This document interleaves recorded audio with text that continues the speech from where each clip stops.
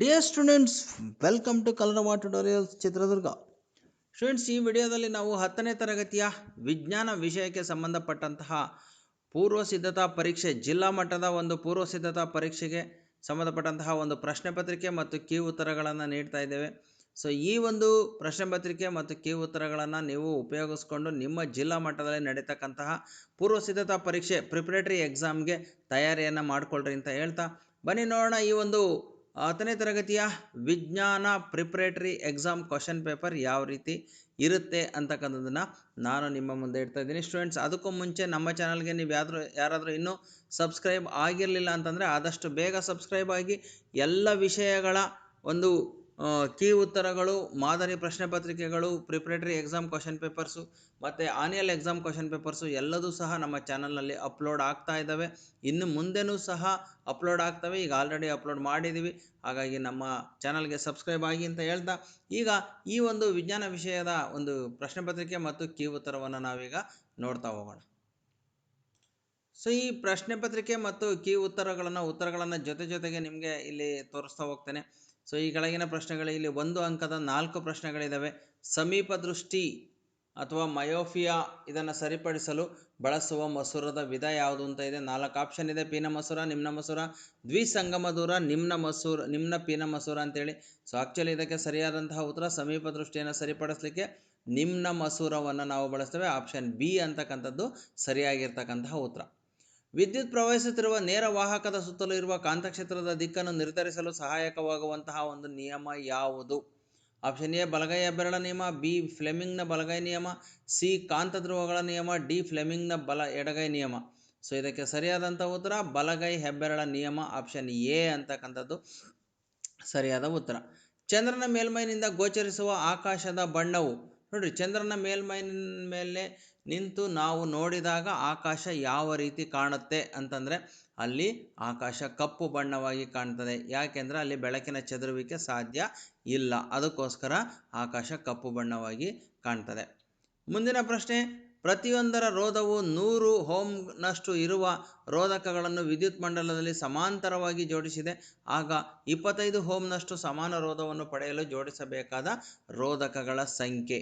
ನೋಡ್ರಿ, 25 ಓಮ್ ಬರಬೇಕು ಅಂತಂದಾಗ ಇಲ್ಲಿ ಈ ಉತ್ತರವನ್ನು ನೋಡ್ರಿ, 1/25 N × 1/100 gives rise to N = 100/25. So ಹಾಗಾಗಿ 4 ರೋಧಗಳನ್ನು ಇಲ್ಲಿ ಜೋಡಿಸ್ಬೇಕಾಗ್ತದೆ. ಸೊ ದೇರ್ಫೋರ್ 4 ರೋಧಕಗಳನ್ನು ಜೋಡಿಸಿದರೆ ಅದು 25 ಓಮ್ಗೆ ಸಮ ಆಗ್ತದೆ. ಸೊ ಹಾಗಾಗಿ ಇಲ್ಲಿ 4 ಆಪ್ಷನ್ ಡಿ ಅಂತಕ್ಕಂಥದ್ದು ಸರಿಯಾಗಿರ್ತಕ್ಕಂಥ ಒಂದು ಉತ್ತರ ಆಗಿದೆ. ಸೊ ಈಗ ಮುಂದಿನ ಪ್ರಶ್ನೆಗಳನ್ನು ನೋಡೋಣ, 1 ಅಂಕದ ಪ್ರಶ್ನೆಗಳು. ಸೊ ಇಲ್ಲಿ ಉತ್ತರಗಳನ್ನು ನಾನು ನಿಮಗೆ ತೋರಿಸ್ತಾ ಹೋಗ್ತೀನಿ. ಆ ಉತ್ತರಗಳನ್ನು ನೋಡಿಕೊಂಡು ನೀವು ಸರಿಯಾದ ತಯಾರಿಯನ್ನು ಮಾಡಿಕೊಳ್ಳ್ರಿ ಅಂತ ಹೇಳ್ತಾ ಉತ್ತರಗಳನ್ನು ಈಗ ನೋಡ್ತಾ ಹೋಗೋಣ.